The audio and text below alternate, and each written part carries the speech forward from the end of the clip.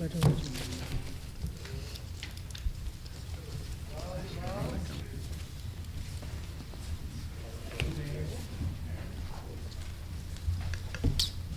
Steve. Thank you. Hold that.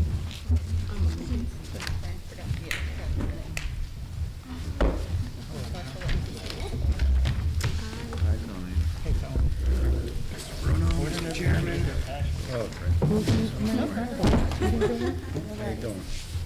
I'm in there, Chief. You? Why would they bring me one? Sorry, I'm like spread out over here. This is committees, this is your calendar.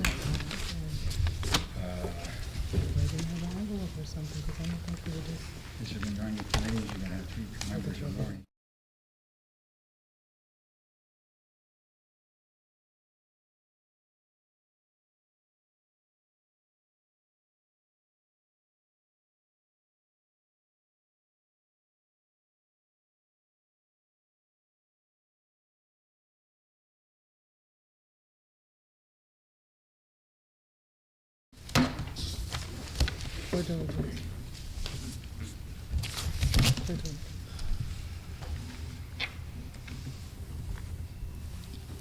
Good evening, everybody. Welcome to the West Haven City Council meeting for December 13th, 2021. We please all rise for the Pledge of Allegiance. Pledge allegiance to the flag of the United States of America, to the republic which stands one nation under God, indivisible, with liberty and justice for all. Council Clerk will take roll call. Councilman Gary Donovan. Councilman Gary Donovan, Councilman at Large, present. Councilwoman Colleen O'Connor. Councilwoman Colleen O'Connor, Council at Large, here. Councilwoman Bridget Hosky. Councilwoman Bridget Hosky, First District, present. Councilman Melly Garthwaite. Councilwoman Melly Garthwaite, Second District, present. Councilwoman Sarah Akrabali. Councilwoman Sarah Akbarali, 3rd District, present. Councilman Mitchell Galagnano. Councilman Mitchell Galagnano, 4th District, present. Councilwoman Robin Hamilton. Councilwoman Robin Hamilton, 5th District, present. Councilman Peter Massaro. Councilman Peter Massaro, 6th District, present. Councilwoman Trinae McGee. Councilwoman Trinae McGee, 7th District, present. Councilman Victor Boris. Councilman Victor Boris, 8th District, present. Councilman Robert Burnham. Present. Councilman Stephen Johnstone. Councilman Stephen Johnstone, 10th District, present. Councilman Ronald Quagliani. Councilman Ron Quagliani, Council at Large, present. All here? Thank you. Thank you.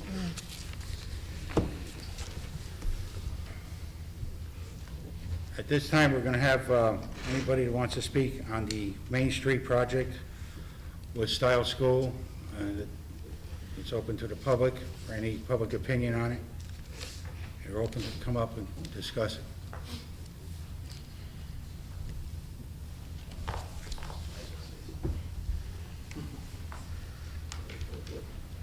Good evening, Paul Frozalone, 19 Bloom Street. I want to welcome the new council people here this evening. Best of luck, and I know you guys will do what's right for the citizens of West Haven. In regards to the Style property, you know, when the Board of Ed first turned it over to the city a few years back, it was marketed as one of the best prime pieces of property in regards to the train station. When we built the train station, I was on the original committee with Mike McCuriano and God rest his soul, Timmy Brannington. There was supposed to be a domino effect coming off the train station. It was supposed to be redoing up around the train station, Hood Terrace, come down the little Sawmill Road, and then wrap around to the Style School property. At the time, they were saying that Style School property is very valuable in marketing. To hear that we're probably going to sell the property for around $200,000 due to asbestos. Now, let me explain something to you. I was at Board of Ed meetings going back 25, 30 years ago. The government paid a lot of money to remove asbestos from Style School, from Thompson School, and every other school, because it was the safety of the children. Don't get me wrong, I'm not saying that 100% of the asbestos is removed, but I guarantee there's probably 60% of the asbestos removed. You can't even buy a house in West Haven for $200,000. That is a prime piece of real estate on Main Street to give these sweetheart deals to a potential developer or an indoor greenhouse, whatever the last proposal was, to me, is not the best interest of the taxpayers. The best interest of taxpayers is to maximize the ability to bring in revenue on that piece of property. And with the train station there, we haven't done anything on the city end, going back administrations, not even this administration, going back 2 administrations, from when we built the train station, to work with the DeGrand family, develop Hood Terrace, develop Sawmill Road, and around the corner to Stiles. We haven't done nothing at all. And the DOT still hasn't put a coffee shop or anything inside the train station. Going back to the original plan, there was supposed to be like a newsstand / coffee shop. And it has nothing to do with us sitting here. It's just that was the original plan, was to have a domino effect coming off the train station. So I'm against what I heard last 2 weeks ago in regards of the growing, if that's what's still on the line, in the plans. To me, that's not maximizing the potential of that property. Thank you. Thank you.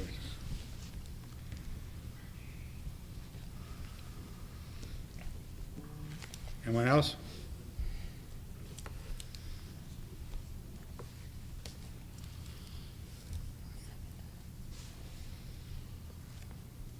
Second time, anybody else?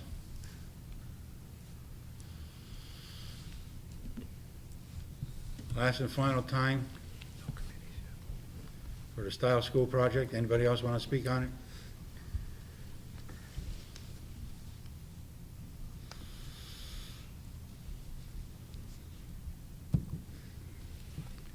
Called that the public session for Style School closed at 7:56. 6:56. 6:56. I'm sorry, 6:56. I'm sorry.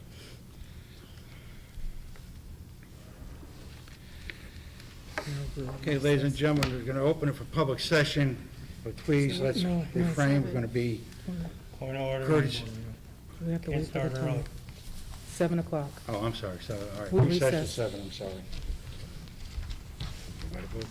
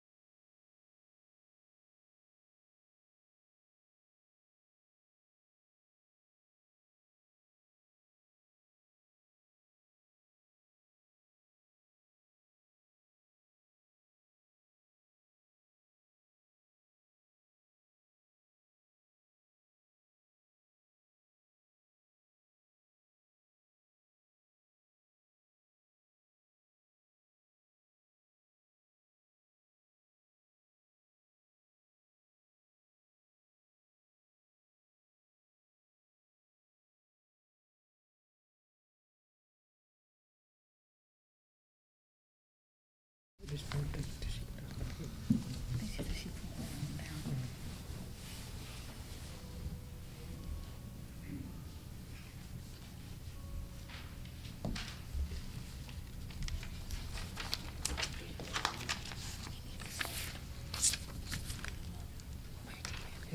the computer.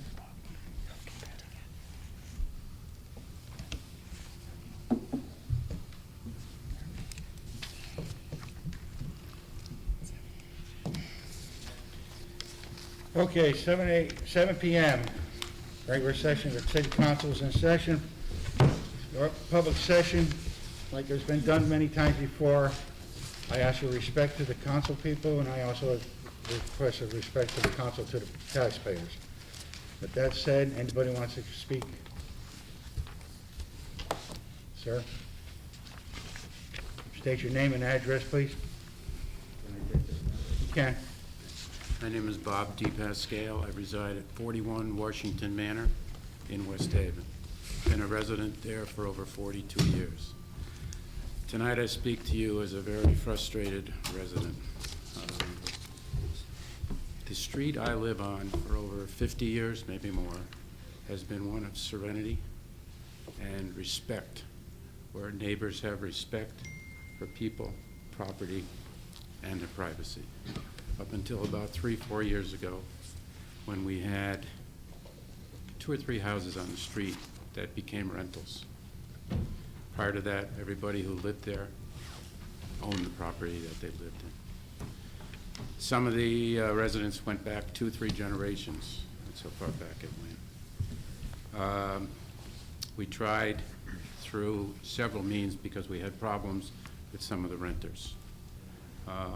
One of them, and some of the folks in this group already know this, but they're running a trucking company out of a residential area at 29 Washington Manor.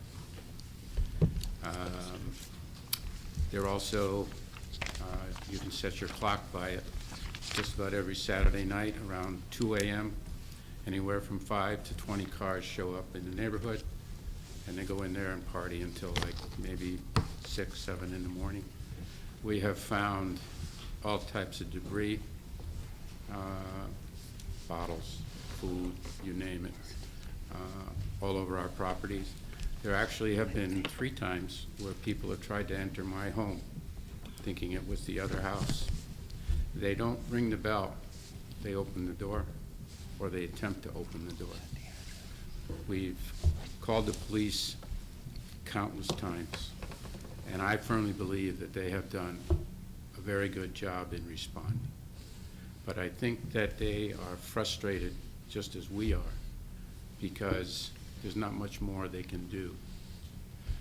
We've been, out of all of this, the only 2 things that have happened is 2 properties on the street have dogs where they just let them. One was this 29 Washington Manor. And the animal control officer did come and warn them that if they weren't on a leash, there would be a fine after that. We haven't seen, I don't know if the dogs have been sold or they're on a leash in the house, but whatever, they haven't seen them. But it's even gotten worse. The police department, we've engaged a block watch, if I might mention a name, and I think he's done a great job, Sergeant Berturla, if I'm not mistaken, correct? Pardon me if I misspelled. Anyway, he attempted, I believe, recently to try and have a meeting with the landlord. And the landlord, who lives out in Guilford, owns, I think, somewhere in the area of 20, 25 properties in this town.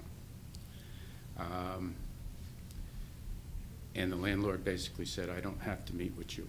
There's nothing legally that says I have to meet with you. And therein might lie part of the issue, because nobody's being held responsible for any of these actions or the things that are going on. They've turned our neighborhood upside down. We tried to do it as individuals. We formed a block party. Some of the folks here did attend those meetings. We thank you for that. But everything is falling on deaf ears. So I'm pleading with you guys, see if there's somebody in City Hall to try and make this thing better, because it's just getting to a point. I want to say, though, thank you to the folks that have been involved with it, because we recognize the fact that at least you've come, listened to us, but now we're at a point where it's just, tonight, on my way home, the truck was parked there, running, just sitting there. In fact, I'll give you 2 instances where it was a little difficult. One, there was a fire 2 doors away. The truck was almost parked next to the fire hydrant. Thank God the fire department was already there. They pulled up almost right next to the fire hydrant.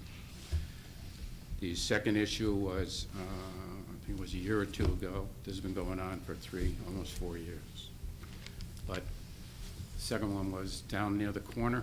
I don't know if you're familiar, on Washington Manor, there's these two beautiful old stanchion poles that were there. And during a snowstorm, the truck was parked on the wrong side of the street, right there in the corner. I saw and heard the plow. It took 3 times for the plow to get around the corner, just so they could do their job. So these are instances of what we're going through. And I'm just asking you, please, because it's become very frustrating and aggravating. I tried to call dispatch tonight, and I got so aggravated, I ended up having a very animated conversation with the dispatcher, which was probably more my fault than his. But thank you for your time, and I wish you all a happy holiday and a Merry Christmas. Thank you, Mr. Scale, for your comments. Anybody else like to come up and speak? Steve?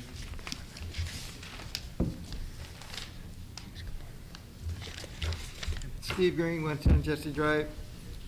To all you old timers who've been on the council for a while, and you new ones who came on, congratulations that you guys got in. And anyways, I got a couple of things on here. I'm still waiting for the Cumberland Farms to build on the Boston Post Road at Fred House Street. Right now, it's still the old Linders building. And I just noticed that in 1 block down the street at Farrell Street, the mobile station has changed its name to an independent gas station. And they were actually $3.39 for regular today, when the other two going down into the center of Allentown were $3.35. So I don't see why there's a block on that when all 3 of the stations on that street are now independent. I was told that the mobile station was the one was holding it up originally. It's not mobile anymore, it's some independent. Anyways, I'd like to see that get built and open. Another issue, there are some large holes on the business side of Island Lane between Morgan Lane and Alley Crossing Road. It's still warm out there, why can't they be filled? I'd like to see that done, because some large holes means some small cars go into it, it breaks an axle, the city gets sued for it. So I'd like to see that done as soon as possible. Okay, and in the last paving project where they did Benham Hill Road and Chase Lane, they never put a double line on it. Still waiting when they're gonna do that, and it's warm outside, they could still be putting lines on the street. Anyways, that's about all the issues I have for right now. Thank you. Thank you, Steve, for your comments.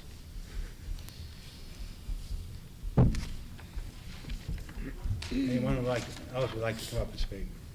For the second time, does anybody else want?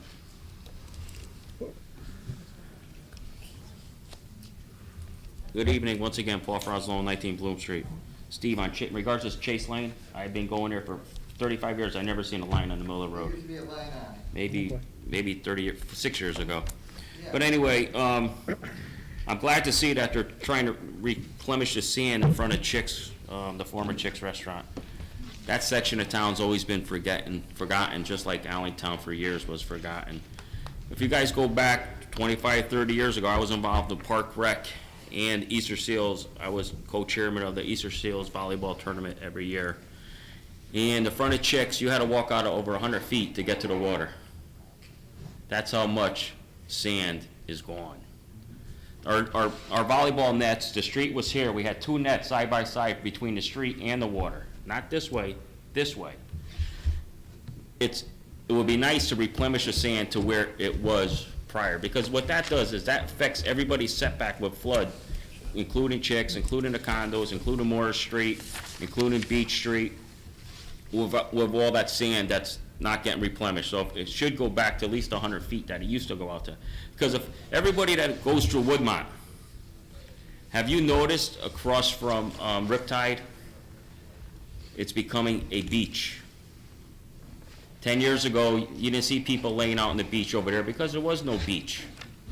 All of our sand is, during storms, somehow, and I'm sure some of Milford's, is cycling through and ending up over in that section at West Haven, Baybrook, and Woodmont area. We're creating a beach. I think the Army Corps of Engineering needs to come back in and relook at the whole situation on why we're having all this beach erosion. The channel hasn't been dredged in quite some time, the complete channel. I know, I'm a member of City Point Yacht Club, and we do our own dredging from the bridge down, but the complete channel in the harbor really needs to be dredged. I think it's been a long time since that was done. But it'll be awesome.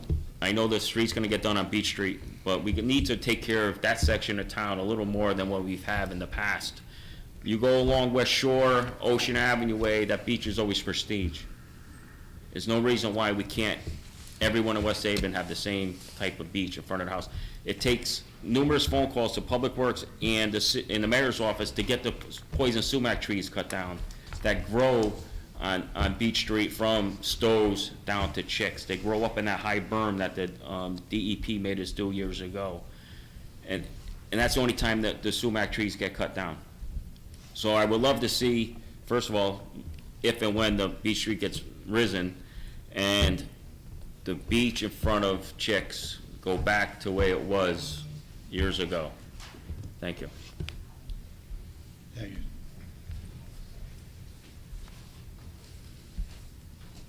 Anybody else would like to get up and speak? For the second time, would anybody else like to get up and speak? Margaret?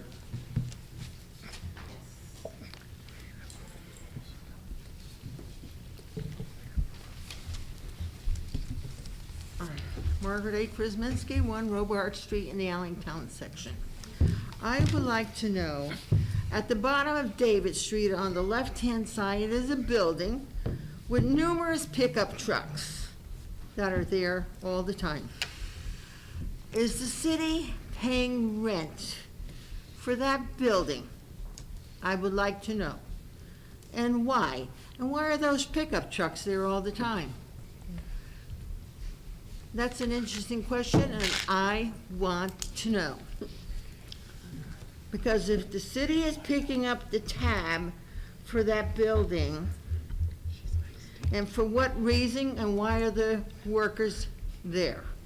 Is it an outside concern that is using that building, and are they doing work for the city? That's been going on for a little while. Okay. Next question. We've been having open sessions for the public. I've been trying to get the Allentown Fire Department to have a public session. I got to go to one at the beginning of November. They went to virtual for the December meeting. I asked a question to them. I sent an email, asked them a question, why? They didn't answer me. Well, sir, since you are now the chairman of the city council, maybe you can weigh in on them, why, and why aren't they going back to public session? I'm interested because I live in Allentown, and I would like to know why they're not having public sessions to the public, because they want to buy a new fire truck. They're looking to build a new firehouse, and I live in Allentown, and I'm interested in knowing what's going on with the fire department. Next on my agenda, the gentleman that spoke here not too long ago, I couldn't hear him, so I didn't know what he was asking for. Can we spend a little money, if we still have money from the CARES Act, on putting some instruments so that the people in the back of the room can know what's going on with the public and what they're asking, what are their questions? I could not hear one word what that gentleman was talking about. Come on, if we still have money left over from the CARES Act, I think that'd be very good to invest in some equipment so we, the public in the back there, can hear what's going on. I don't think you have a problem with Hartford and spending what's left over on that little bit of money, because I know you're gonna get $29 million. That's coming here. So you're gonna have to be very careful on how that money is gonna be spent. Because I would like to know how that's gonna be, how you're gonna be able to spend that money. Because there are people in this city who are in need of things. I know myself 3 times, October, November, and again in December, I had to utilize the fire department to go to the hospital. Boy, when I got those bills, it was no picnic for me. I know of people, because I was there in the emergency room, kept hearing, no insurance, no insurance, no insurance. And there was a shooting around St. Raphael's, and I was there in that emergency room because they were treating the person who got shot. And again, no insurance. It's very heartening to hear that word, no insurance. And if somebody has a little bit of insurance, the hospital doesn't care. They want their money. So I think Hartford, that's handing out money galore, should make up a fund of some sort to help people in case they don't have very much in the way of insurance or money with a fund. And I think they do. They do allocate money. Because when you get that bill, come hell or high water, they want their money. They don't care about anything else. So I think we have a lady here who's going to be running tomorrow as an election. And all of us in the 116th district should be out there tomorrow voting. And I think that should be one of your agendas when you get there in Hartford, to apply your knowledge to get the other people up there to vote on some sort of a bill.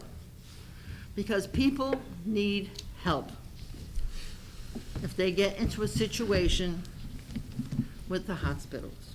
Thank you. Thank you, Mr. Cook.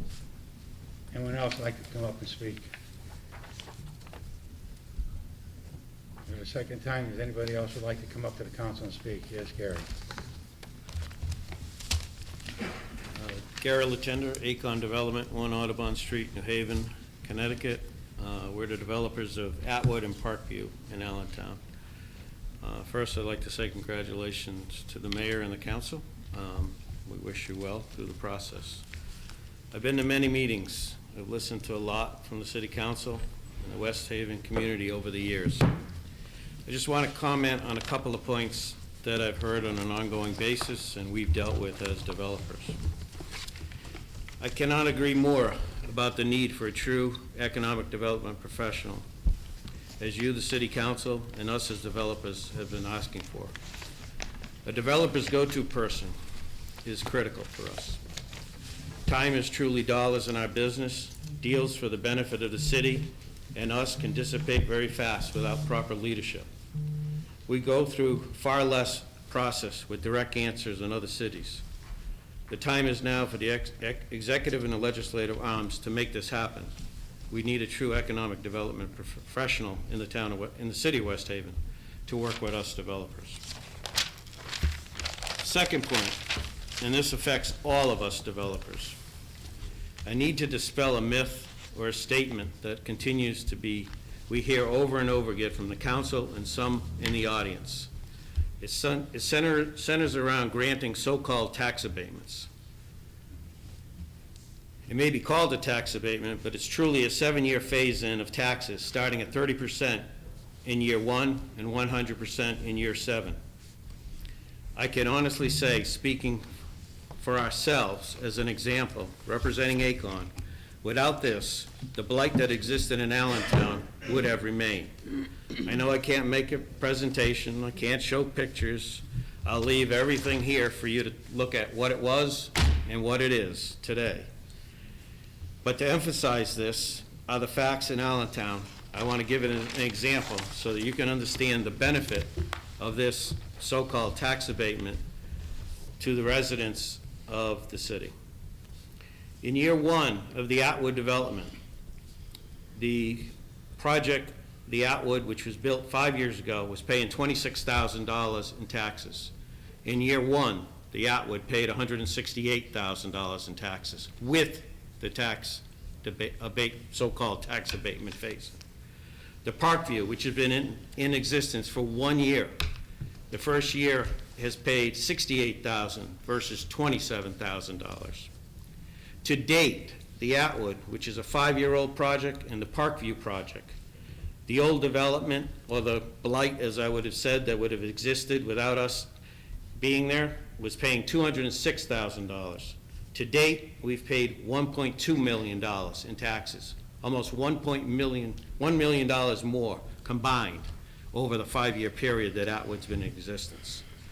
Over the life of the tax phase-in, the combined properties will pay close to $2.5 million in taxes, compared to $440,000 in taxes if we had not done what we had done, which is $2.1 million in excess of it. So, and this is all without the reevaluation which has just occurred. So our assessments are going up. We understand that. We're going to have to pay for it. Also, this does not take into consideration the building permits, the fees, the personal property taxes. That is a direct reflection of the $45 million investment we have brought to Allentown. Without the added tax revenue, I only can imagine what the mill rate would be. In closing, we as developers ask, when you consider future incentives that can stimulate everyone's recovery from COVID, or for the economic development programs that you really not exclude those developers that have stepped up in West Haven, just because we got a tax phase-in.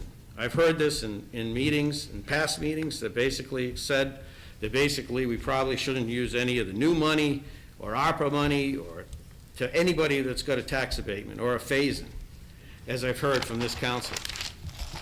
As you've heard from the tax members, as one example of one developer who's got the benefit of that. And we speak for ourselves. This is a direct reflection on the benefit that you, the council, the mayor, afforded us as a developer, which is a future benefit to the city. It has worked as the state statute allows, and you have utilized. We ask that you not penalize a developer for coming into this city, investing $45 million in trying to do more. Thank you. Thank you. Anyone else like to get up and speak? Second time, anybody else would like to get up to the council and speak?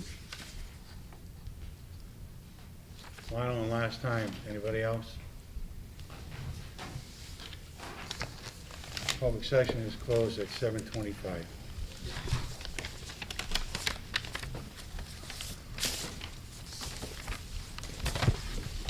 All right, we're moving to our regular meeting. Our first order of business will be to approve the minutes for November 22nd, 2021. Do I hear a motion? Motion. Thank you, Bridget. I hear a second? Second. Hamilton? Any discussion? All in favor? Aye. Any opposed? Any abstentions? 3 abstentions. 5 abstentions, 2. Victor Boris. 3. Oh, Four. extended. You didn't count me. Minutes passed. Second part of the business is approve the minutes for December 6, 2021. Motion? Second. I hear a second. Did you second it, Bridget? Bridget, thank you. Any discussion?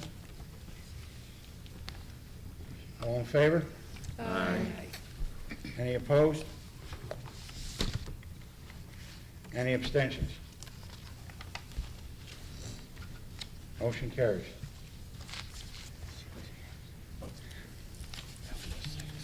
Just so everybody know that I'm running the meeting because we have no committees set up yet. They were just set up tonight, and they were all handed out. So we are, I'm doing the most of it tonight as the chair. Next thing on the agenda would be the communications from the West Haven High School Building Committee regarding the request for a bid waiver for the construction management service for the construction of the lecture hall. Ken Carney.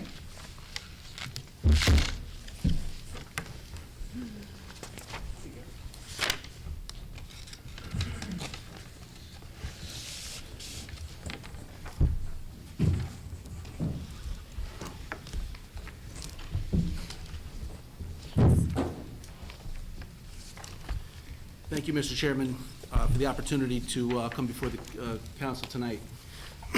We put together a package explaining why a bid waiver is in the best interest of this project, how we think it will cost less to build this project, and I wanted to make it clear that Gilbane, who is presently on the job building the high school, would remain as the construction manager as they now do for the high school, but all of the individual trades who would build the lecture hall would go out to public bid. So we're not asking for a bid waiver for the electricians and the plumbers and the masons and the foundation guys. We're asking for a bid waiver for the managers, and we believe it's in the best interest of the project. I do have the superintendent here tonight, and I have the business manager. Any questions you may have, and I'll be happy to answer the questions from me.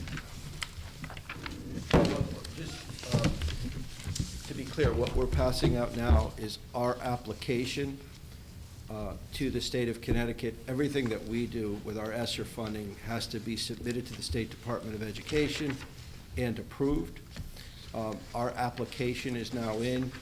What we passed out to you was part of a larger packet. This is almost $20 million, very similar amount to the city. What we did, we broke out the lecture hall, which shows what the usable usages of it are, and why we believe it's going to be approved. It has not been formally approved, although we've been in discussion with both the State Department of Education. We're fairly confident it's going to be approved. If it's not, then we can't do it, but we're fairly confident it can be approved. I think time is of the essence, which is why we're asking for the bid waiver. We've also had discussions with DAS, which is responsible for school construction. One of the things we were concerned about initially was that when you add on to a brand-new building, does it jeopardize our reimbursement rate? The answer was no. We've had that conversation several times with them to make sure. So the application is at the state. We anticipate approval. In fact, Matt had conversation with the finance person from the State Department of Ed. We were kind of hoping that we would get a letter for tonight. It just didn't come.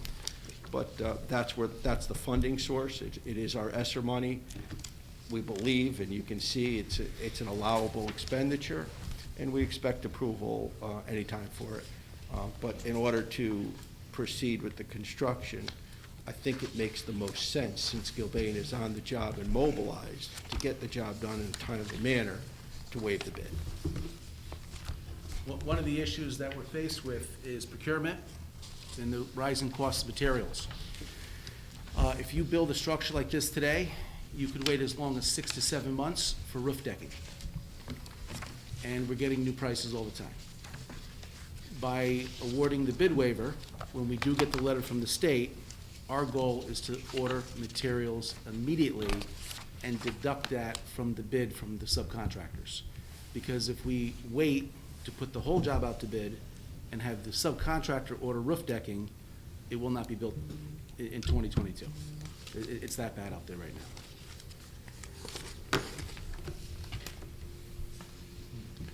I'm going to open up to the council. Anybody got any questions for Carney and Neil? All ask him. Councilman Bruno? Thank you guys for coming before us. Explaining it. Originally, wasn't this in the plans to be put on the school originally, back when the school was gonna get built, Yes, it was, sir. right? And then somehow it didn't, It was value engineered out. We had several $1 million in items taken out of the school through a favorable bid climate and very good management and great help from the building department, the fire department, everybody else. We secured millions of dollars in savings, and we put most of what was taken out back into the building. I can give you a list, about a page and a half. We were not able to put the lecture hall back in, and that's why the COVID funds would allow that. okay. And Gilbane would be the only one that as of today would be the contractor that would oversee it, right? The rest of them would go out to bid, Correct. as it normally would, right? Correct, yeah. So the way a CM works is they prepare the bids for all the trades. The bids come to City Hall. City Hall Finance Department opens the bids. Gilbane vets the bids. The building committee approves the lowest responsible bidder. And then as the invoices come in, the building committee approves the invoices that are sent to us from Gilbane for each individual trade, at which point a letter is sent to finance to pay Gilbane to pay the subs. That's how it works. So, you know, the vast majority of the $2.2 million is gonna hit the street in the form of a bid package. We're just asking for the CM component to be, to receive a bid waiver. Now, if we don't have the bid waiver, we then have to put an ad in the paper. We have to interview, we have to do RFQs, we have to interview, we have to do RFPs, and we're gonna have a hard time getting bids because the other CMs know they can't beat Gilbane on this job. Gilbane's already mobilized on the job. So it'd be, in my opinion, a huge waste of time, and it would cost the project additional funds as the prices escalate for materials. Okay, that's one more question, Mr. Chairman. Thank you. Anybody else? No, he wanted that. I have another question. Oh, I'm sorry. So the 2.2 million would fall under the funding for COVID related? Correct. Basically, right, because it would fall under that criteria? Yes, sir. Right, you can see the allowable expense. I did, yep. So you think you'd be okay with that? We do. Okay. And the roof decking, if you ordered that roof decking today, because I understand supplies are just, how far off is that? We think we're gonna be 4 to 5 months out, so. If you ordered today? Correct. Yeah, and that gets longer, so literally while the foundation is going in, we'd be waiting for the roof decking to show up. Now, when Gilbane prepares the bid package for the roofer, he will say, the city has already purchased the roof decking, install it, but don't supply it. Because if we put that out to bid in March, and we say, find us roof decking in March, they're gonna say, you ain't building this in 2022. It's that bad out there. Thank you very much. Nothing else. Anybody else? Councilwoman Hoskin? So, two things. I can't, picture where this is gonna be. Can When you come tell- down Kelsey. The old auditorium? The old auditorium, right. You come down Kelsey, you come in towards the rink. The you come off the left-hand rink? side, the rink's on your right side, the very beginning of the building, the left-hand side is where we're gonna put it. Now, it turns out that even though the school meets fire code, when they do a drill and they dump the building, they're finding that on the first floor of the second floor of the building, they're having a little bit of a traffic jam, because, what classes do we have on the second floor? The special ed class. Special ed classes come out, and kids are running behind them, and they're having an issue getting out of the building on time. This particular project offers 2 additional egress points when the fire alarm goes off, and it relieves us of that issue. Can I go back to my question now? Sure. Okay, great. So I still can't, so not where the parking lot is, over where the grassy area is, Correct, past the exactly. entrance, over there, okay. So, I just want an answer to my question. Go ahead. So we say it's gonna save us money. Where in here does it tell us what we're gonna save? Because the reason I'm asking is that we say that a lot, right? We go out and say, well, the sky's blue, but until we go out and see that the sky's blue, we're just taking your word for it. And I know that we've gotten a lot of pushback in my time on the council, 4 years, so we're like, no, the bid waivers save us money. And I'm not saying it doesn't, but what page can I go to, so when a constituent asks, I say, well, it's going to save us 200,000, it's gonna save us based off of this and this and this. I don't see that unless I'm So missing it. here's an answer to your question.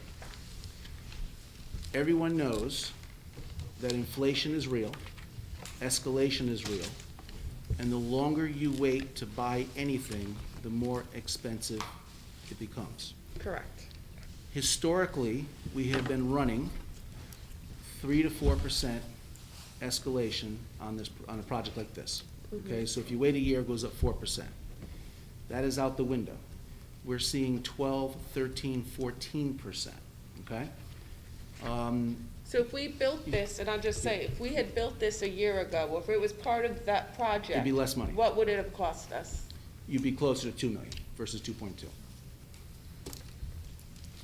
And if we break ground, like, what's the projected break ground and build date? There's a schedule right there for you. Yeah, I I'm believe, just we're. trying to get you on the record for the public, so that they know, because they may not. I understand. We are coming in March to break ground, and with materials being ordered ahead of time, and we'll finish it up in August.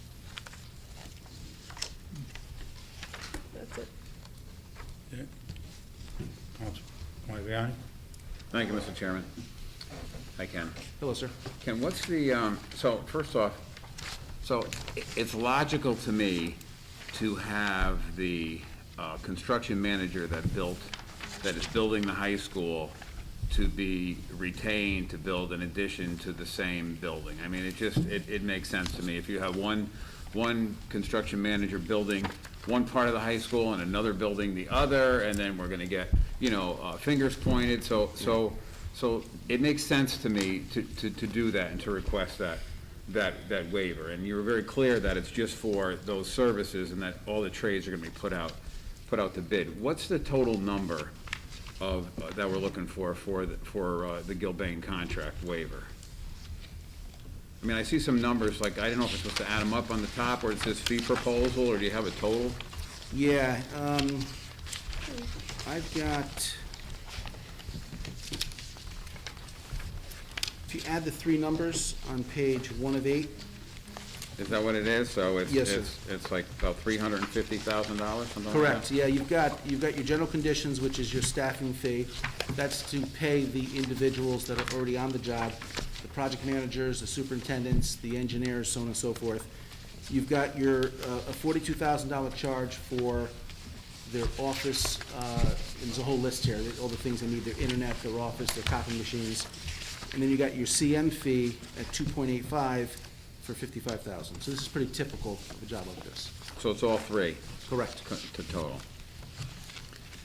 And again, you answered, I think, one of my questions previously, when it comes to COVID funding, I'm a little, gun shy. So this is what this application is for ESSER funds, right, Neil? And then if the state approves it, they're approving that you could use those funds for this project. That is correct. And if for some reason they don't approve it, No project. there's no project. Correct. Right. And could you tell me quickly some of the uses? I mean, I recognize the basic uses, right? It's an auditorium for West Haven High School, but I'm thinking that there are uses beyond the students of West Haven High School. Well, it'd be a great place to hold a council meeting or a public hearing, and I mean that sincerely. I think the 120 people in a nice venue where you're looking down would be a good place, and I think we would consider holding our Board of Ed meetings there, and certainly small public hearings and those kinds of things. But to bring in a guest lecturer, where we brought like 3 or 4 English classes in at a time, to have someone speak to the kids, to bring college counselors in to talk to kids about colleges of their choice. We just recently opened a career center at West Haven High School, where we're trying to focus more on kids who aren't college bound, where we'd be able to bring in tradespeople and business owners to talk to kids and to hold special nights to get them to understand the kinds of jobs that are going to be available. So those are some of the things. I would also add this, I think it's important for you guys to know this, that when we went to the state to build the high school, one of the arguments, you can build it based on a certain square, per number of students, they tell you this is how many square feet you could build a high school, which is one of the reasons that the lecture center or lecture hall originally got knocked out of the project. But one of the arguments that we made was that we thought, and the number was 1,588 kids. We currently have almost 1,800 kids in the high school, because one of the arguments that we made with the state was, we really believe with the number of kids that attend magnet schools in West Haven, that when we build a new facility, kids are gonna come back. Kids may take a second look at us rather than choose the private schools. So it is gonna add classroom space, which we, at this point, desperately need at the high school. Well, the state told us, when the number hits whatever number you say it's gonna hit, come back to us and we'll give you, or do an application which will let you build an addition onto that facility, which is a 2, 3, 4-year process. This is kind of an easier way to add 120 seats into the current high school, which, again, as of today, is built for 1,588 kids, and we currently have almost 1,800 kids there. And I saw in the packet that the Board of Education reviewed this in October, and they approved. Oh, it's been approved by the They approved this board, project, right? So the only other question I have is maybe for Lee. So is Matt your purchasing agent for the Board of Education? No, by the city charter, and by the purchasing ordinance, everything we do has to go through the city finance office, purchasing office, which is the reason we're here tonight. Yeah, the thing that I struggle with is the code says that the purchasing agent forwards the waiver to us, that they approve it, and then we approve it. So I don't know if there's, you said that you're waiting for the letter from the state. I don't know, I just want to make sure that procedurally we do this correctly. So I don't know if we could wait till next meeting, if there's a way to procedurally correct where we're at now.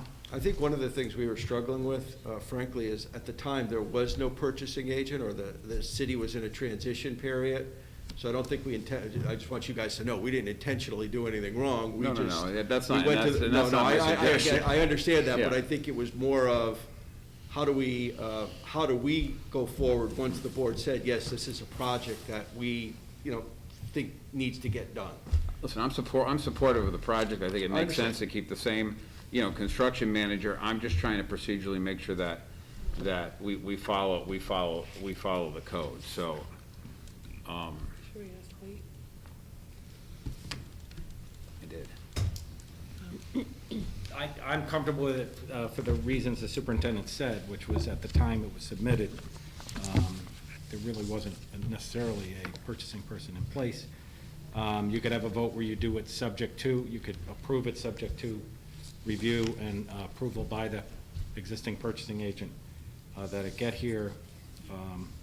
I think, the history of the high school, we put out to bid project managers for the whole high school, and we ended up replacing those people. So I think the high school is an example of, if you have a company that you really have confidence in, that's probably the better way to go.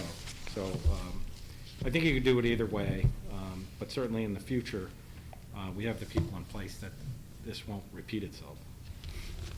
Yeah, I want to be mindful of procedure, yet I don't want to be rigid where it's going to cost money to wait. But I guess I'm struggling with, because you haven't gotten that letter yet that says that the project is approved, so. Okay. It's up to you. Like I said, you could do it subject to the letter of the purchasing agent, and I'm sure that would be forthcoming for the reasons that they've all given. And who was the purchasing agent? Her name, let's see. Mayor, do you? I can answer if it's Yeah, okay. yes. Right now, we have under contract, Wilma Petro has been doing all the purchasing for us, and she's very well-respected and has over 25 years of experience. So we've hired her as a consultant. She's actually been on for, I want to say, a month, and she's made major strides. So you could definitely do it with that contingent, because there is somebody that can look it over and facilitate it. Okay, thank you. Mr. Chairman, I'm all set, thank you. Anybody else got any questions? Chairman, I have a question. Okay. Hi, Ken. Hello, sir. I guess my question is back to the need for the roofing. I've dealt with a lot of contractors all my life and friends who are contractors, and most of us in this room have dealt with a contractor or electrician or plumber at some point in time. My question is it just the roofing, or is there more meat to the bone to this of just, I understand roofing's important because it rains in New England here and it snows, but is there other key supplies that are of the essence here rather than just the basics? Sure.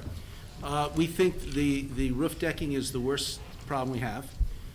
Steel is another major issue, but we've redesigned this thing to use different steel, so we're not waiting for steel trusses, because they're not coming this year in 2022. You're not going to see them. There are other things popping up, but nothing as severe as the roof decking at this point. And we've been able to substitute other things in our plan that we thought were going to be a major issue. The exception is the roof decking. We can't substitute that. Thanks, Ken. Thank you, Chairman. Anyone else? Nobody else? I got a question. The big project and the money coming, what I understand, through COVID funds. My main question is, who's going to keep track of these funds and how is it going to be spent? And I want to know, either I want to know or see where it's going. I mean, you have a special committee to watch this? You got somebody who's going to watch every penny that's spent? I mean, Sure. is somebody going to get issued a credit card? Did you go spend money on? There's no stuff credit that- cards, no. I mean, I want that So explained to me. let me say this to you. There's a concept called open book, okay? All state projects are run through an open book process, okay? You cannot misappropriate funds when you have an open book. The building committee does not have access to the checkbook. We do not sign contracts. There is no such thing as a credit card, okay? The way it works is a third party, in this case a CM, prepares bid packages based on the architect's design. Those bid packages are advertised in the newspaper and the state portal. The bids come in to City Hall and they're open in public, okay? The lowest responsible bidder for each category receives the bid for that particular trade. A list is then made, and as the work progresses, the CM proposes percentages of the bills to be paid based on how much work is done. The building committee inspects, verifies, discusses those invoices in a public forum in a meeting. Okay, all of our meetings are public. We've not had an issue with a quorum in over 10 years, literally, okay? We discuss the bills, we approve the bills in a public forum, and we write a letter to the finance director with the bills attached, and we say, we recommend you pay these bills. There's no more open book than that. I also think, I'm not sure that that's the question you asked, Pete. I think, remember, basically, the Board of Ed is getting the funds approved, so the Board of Ed has access and control over the funds. We're going to pay the bills, or we're going to recommend, based on the building committee's recommendation, yes, Neil, it's okay to pay the bills. Remember, when we pay the bills, everything we do gets sent up because of the purchasing ordinance to the city finance department. But I think the good news, to put your mind at ease, is that all of these funds are run through the State Department of Education, and then they will audit the funds, just like they audit every one of our grants, be it Title I, special education, or anything that we do is subject to approval from the State Department of Education.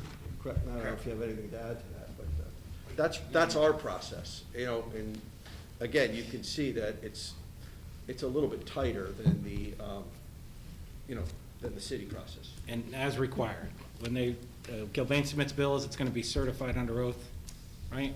All the payroll, every person paid, that's a certified, confirmed payroll by law. There's many checks and balances in this process before you even get started. Let me ask you a question, and another question. That's the way the high school was done, the same way, same process? That's exactly how the high school is. No, the high school is a city project. These are Board of Ed funds that the Board of Ed can expend. When you build a building, the city owns the building, you do the project.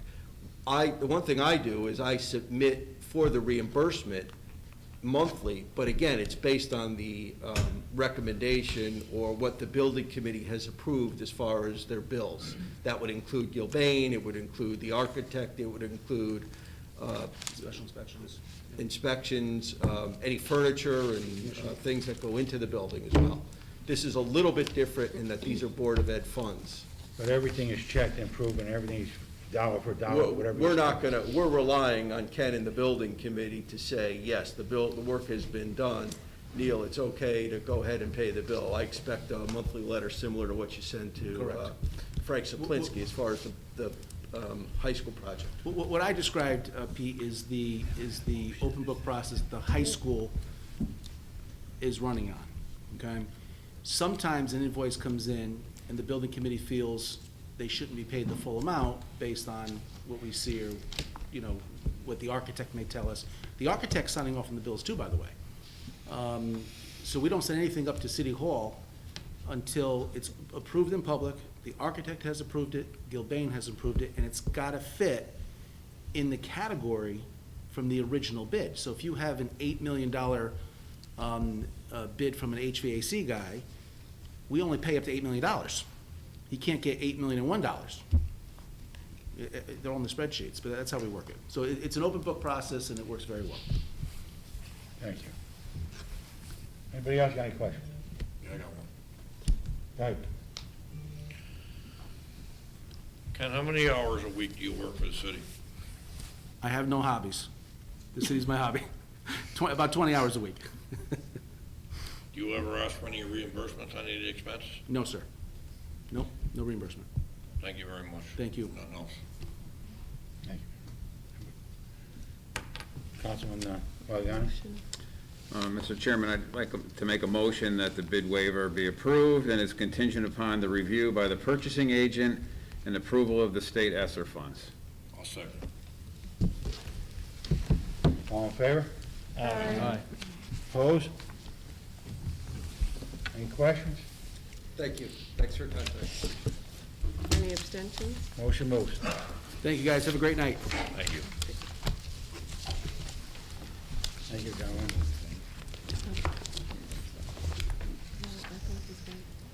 All right, communication C, we're gonna hold.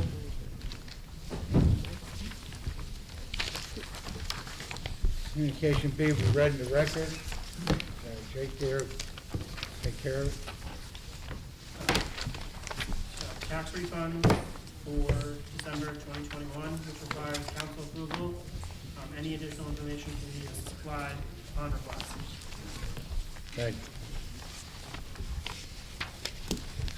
Unfinished business, any? None. Committee reports, we don't have any, because we don't have any committees yet. Clerk read the communication B into the record. Council as a whole, just to vote on that. Okay. Adoption orders. Council liaison reports. You've got your sheets there. Point of order, did we discuss C, communication C?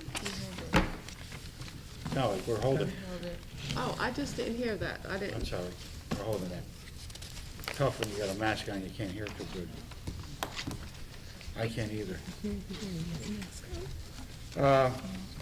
Council liaison reports. Add your sheets that I handed out, you're appointed on your liaison, who's gonna be on liaison each place. And new business, the new business is the second meeting of January, the council will take their pictures. Everybody knows. And I'm Motion to sorry. adjourn. Second meeting in January. Motion. Are we gonna, do we get a shot at new business? Did we? Okay, second, yes. All in favor? Adjourn?